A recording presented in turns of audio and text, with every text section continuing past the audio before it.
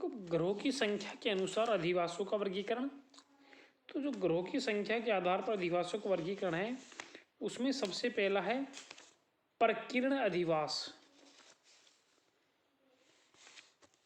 प्रकीर्ण का मतलब है बिखरे हुए या एकाकी। इन्हें एकाकी या छितरे हुए अधिवास भी कहते हैं। साधारणतया उन ग्रामीण अधिवासों को जिनमें ग्रहों की संख्या बहुत कम 2 या 4 होती है तथा प्रत्येक घर एक दूसरे से काफ़ी दूरी पर स्थित होते हैं, उन्हें प्रकीर्ण या एकाकी या छितरे हुए अधिवास कहते हैं। यानी जब घर आपस में काफ़ी दूरी पर होते हैं तो उसे एकाकी अधिवास कहते हैं। इनकी प्रमुख विशेषता क्या क्या है कि इनका अत्यंत छोटा आकार होता है, ग्रहों का एक दूसरे से काफ़ी दूरी पर स्थित होना, ग्रह विशेष में 1 या 2 परिवारों का रहना और एकाकीपन होना। तो यह है प्रकीर्ण अधिवास। दूसरा है एकत्रित सघन या अभिकेंद्रित अधिवास। सघन अधिवास देखो, ग्रामीण क्षेत्र में स्थित वे आवासीय क्षेत्र जहां मानव निर्मित ग्रह एक जगह समूह में पाए जाते हैं तो उन्हें केंद्रीय या सघन ग्रामीण अधिवास कहते हैं। गांव एक सघन अधिवास का ही उदाहरण माना जाता है, क्योंकि गांव में कृषक, लुहार, बढ़ई आदि कई जातियों के घर पास पास में एवं एक दूसरे से सटे हुए होते हैं।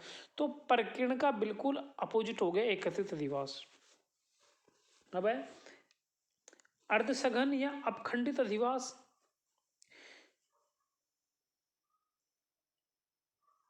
जब किसी गांव विशेष में विभिन्न जातियों के मकान एक दूसरे से कुछ दूरी पर बने होते हैं, सघन नहीं है, अर्धसघन है, यानी सघन में तो घर पास पास होते हैं, अर्धसघन में घर के छोटे मकान एक दूसरे से कुछ दूरी पर बने होते हैं तो उन्हें अपखंडित या अर्धसघन अधिवास कहते हैं। लेकिन ये सभी ग्रह मिलकर एक गांव का निर्माण करते हैं जो दूर से देखने पर सघन अधिवासों के रूप में दिखाई देते हैं। एक संयुक्त अधिवास, इनमें प्राय एक केंद्रीय गांव होता है, लेकिन इसके साथ ही गांव की सीमा के अंदर कुछ छोटे छोटे नंगले होते हैं। ये नंगले या पूर्वे विविध प्रयोजनों हेतु केंद्रीय गांव छोड़कर आए हुए एक या अनेक परिवारों का अपेक्षाकृत छोटा समूह होता है, जिसमें एक ही समुदाय के लोग रहते हैं। गंगा के निचले प्रदेशों में स्थित ऐसे अधिवासों को R.L. सिंह ने अर्धसघन अधिवास कहा है। तो संयुक्त अधिवास क्या होता है कि एक बीच में ग्राम होता है और गांव से कुछ दूरी पर कुछ अधिवास बन जाते हैं, उसे बोलते हैं संयुक्त अधिवास। देखो, सघन बस्ती बिल्कुल पास पास घर है। अपखंडित यानी अर्धसघन, इसमें घरों में थोड़ा दूरी पाई जाती है। एकाकी देखो, बिल्कुल दूर दूर घर है। और संयुक्त बस्ती, बीच में एक गांव में बस्ती है और कुछ दूरी पर मुख्य ग्राम ए हो गया और कुछ दूरी पर दूसरा ग्राम नगला पूर्वा एक विकसित हो जाता है, इसे बोलते हैं संयुक्त बस्ती। तो इस तरह से ये 4 अधिवास आपके एकाकी अधिवास, सघन अधिवास, अर्धसघन और संयुक्त अधिवास।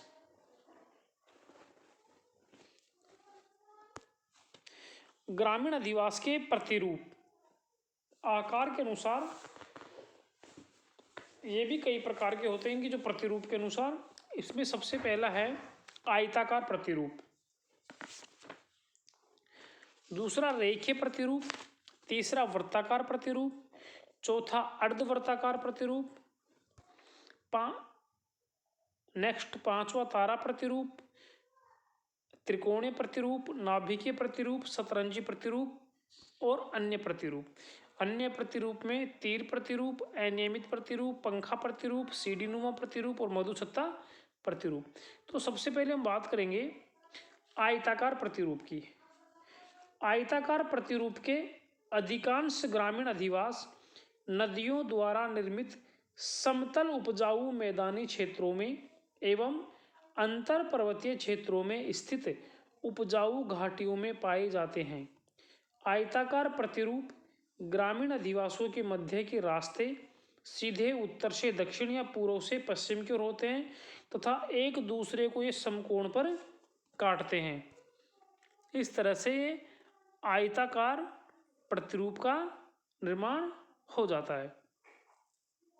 दूसरा रेखीय प्रतिरूप, जब किसी ग्रामीण क्षेत्र के अधिवासियों का निर्माण किसी सड़क, नहर, नदी, रेल मार्ग आदि के सहारे दोनों ओर होता है तो उनका विकास एक रेखा के समान सड़क, नहर आदि के सहारे सहारे हो जाता है, तो इसको बोलते हैं रेखीय प्रतिरूप। जैसे इसमें देखिए लाइनर प्रतिरूप, ये रहा, रेखा के सारे सारे सारे सारे हो रहा है, बीच में मार्ग आ रहा है और इसके सारे सारे हो गया, तो ये है आपके लाइनर प्रतिरूप, रेखीय प्रतिरूप। दूसरा है वृत्ताकार प्रतिरूप, किसी झील, तालाब या सार्वजनिक स्थल के चारों ओर बस्तियों को निर्माण से बनी आकृति गोलाकार या वृत्ताकार प्रतिरूप कहलाती है। बीच में कोई झील है, तालाब है, उसके चारों ओर क्या हो जाते हैं, घरों का निर्माण हो जाता है, तो क्या हो गया, वृत्ताकार प्रतिरूप हो गया। एक होता है अर्धवर्ताकार, जिसको बोलते हैं सेमी सर्कुलर। जब एक तरफ मान लीजिए कोई पर्वतीय क्षेत्र है और एक तरफ झील है और उस झील के चारों ओर न होकर आधे भाग की ओर हो गया, अधिवासों का निर्माण हो गया, यानी किसी गोले क्षेत्र के चारों ओर न होकर आधे भाग में ही ग्रामीण अधिवास बन जाते हैं। किसी गोलीय आकृति के स्थल रूप के एक ही दिशा में बसे हुए ग्रामीण अधिवासों के प्रतिरूप को अर्धवर्ताकार प्रतिरूप कहते हैं। इसका विकास अधिकतर नदी द्वारा निर्मित विसर्प या गोखुर झील या झील या तालाब के केवल एक ही दिशा में बस्तियों को निर्माण द्वारा होता है। देखो ये रहा सेमी सर्कुलर, इसके ये एक ही तरफ बस्तियों का निर्माण हो रहा है, दूसरी तरफ नहीं हो रहा।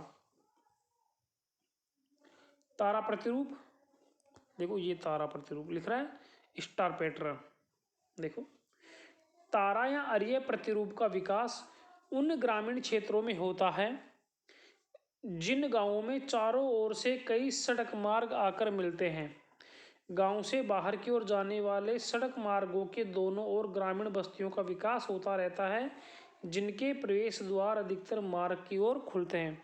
यानी किसी ग्रामीण क्षेत्र में एक संगम मार्ग है और वहाँ पे चारों तरफ के रास्ते आके मिल रहे हैं, तो वहाँ पर क्या होता है, रास्ते के सारे सारे सारे सारे क्या होता है, आदिवासियों का निर्माण हो जाता है।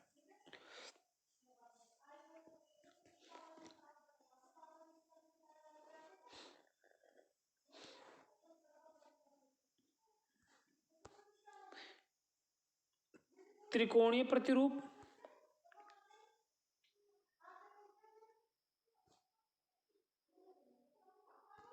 स्टार रेडियल देख लीजिए, ये रेडियल प्रतिरूप हो गया। अब त्रिकोणीय प्रतिरूप,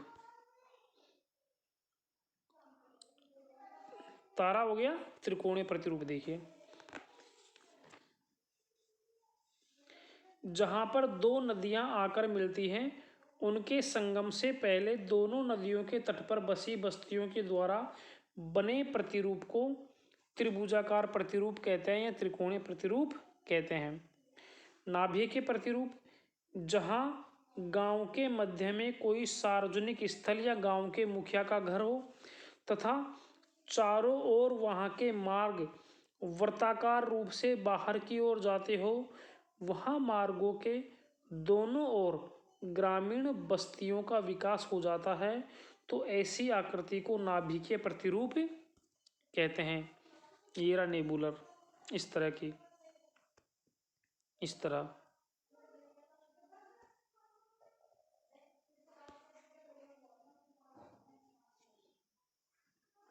ये आपका तीर प्रतिरूप का उदाहरण है।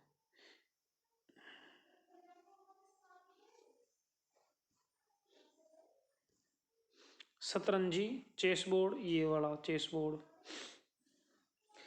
अधिकतर समतल मैदानी क्षेत्रों में विभिन्न मार्ग एक दूसरे के लंबवत होते हैं तथा एक दूसरे को समकोण पर काटते हैं, जहां छोटी छोटी चौकोर आकृतियों की बस्तियों का विकास होता रहता है। अतः इसे चौकपट्टी या चौकोर प्रतिरूप कहते हैं, है ना। चेकर बोर्ड प्रतिरूप इस तरह के। इस तरह से आपके अन्य प्रतिरूपों में तीर प्रतिरूप, जो देखो तीर प्रतिरूप ये रहा एरो हेडेड इस तरह का। अनियमित प्रतिरूप, पंखा प्रतिरूप, सीढ़ीनुमा प्रतिरूप और मधुछत्ता प्रतिरूप है।